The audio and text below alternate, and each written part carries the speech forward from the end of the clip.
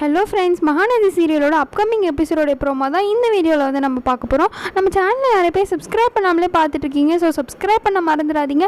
விகா ஃபேன்ஸ்லாம் இருப்பீங்க, கண்டிப்பாக இந்த வீடியோக்கு லைக் பண்ணவும் மறந்துடாதீங்க. இந்த வீடியோ உங்களுக்கு பிடிச்சிருந்தா கண்டிப்பாக லைக்கையும் பண்ணிக்கோங்க.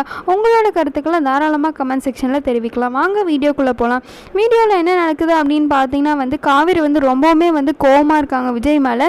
2 நாளாக ஒரு ஃபோன் கூட பண்ணல, எதுவுமே பேசல, வெண்ணிலா பின்னாடியே சுற்றிட்டு இருக்காரு அப்படின்னு சொல்லிட்டு காவேரி வந்து மனசுக்குள்ளே நினச்சிட்டு இருக்காங்க. இந்த பக்கம் பார்த்தோன்னா விஜயும் அதே தான் நினச்சிட்டு இருக்காரு. காவேரி வந்து பேசினா என்ன அப்படின்னு சொல்லிட்டு 2 பேருக்குமே மைண்ட் வாய்ஸில் போயிட்டுருக்கு. ஒருவேளை வந்து 2 பேருமே டேரெக்டாக பேசியிருந்தாங்களா இந்த பிரச்சனை தீர்ந்துருக்கும். ஆனால் 2 பேருமே பேசாமல் மைண்ட்குள்ளே பேசிகிட்டு இருக்காங்க. அடுத்து வரப்போகிற சீக்வன்ஸில் என்ன நடக்க போகுதுன்னு பார்த்தீங்கன்னா, காவேரிக்கு வந்து சின்னதாக ஒரு அடிப்படுற மாதிரி ஒரு சீக்வன்ஸ் வந்து வருது. அப்போ வந்து பார்த்தீங்கன்னா விஜய் வந்து யார் பக்கம் இருப்பார், காவேரியை வந்து கேர் பண்ணுவாரா இல்லை வெண்ணிலா தான் முக்கியம்னு சொல்லிட்டு கேர் பண்ணுவாரான்னு தெரியல. காவேரி வந்து யோசிக்கிறாங்க. அந்த டைமில் வந்து நம்ம அவருக்கு முக்கியமாக இல்லாமல் போயிட்டோன்னா கண்டிப்பாக நம்ம வந்து இவ்வளோ நாள் இருந்ததுக்கான அர்த்தமே இல்லை அப்படின்னு சொல்லிட்டு காவேரி வந்து யோசிச்சுட்ருக்காங்க. பட் விஜய்க்குமே வந்து இது ஒரு இக்கட்டான சூழ்நிலையில் வந்து விஜய் வந்து தள்ளப்படுறாரு.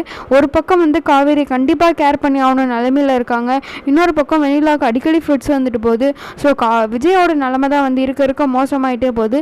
இதோட இந்த எபிசோடோட ப்ரோமோ வந்து முடிக்கிறாங்க. ஸோ இந்த மாதிரி ப்ரோமோஸ் தெரிஞ்சுக்க நம்ம சேனலை சப்ஸ்கிரைப் பண்ண மறந்துடாதீங்க. Until the next video, see you all, bye.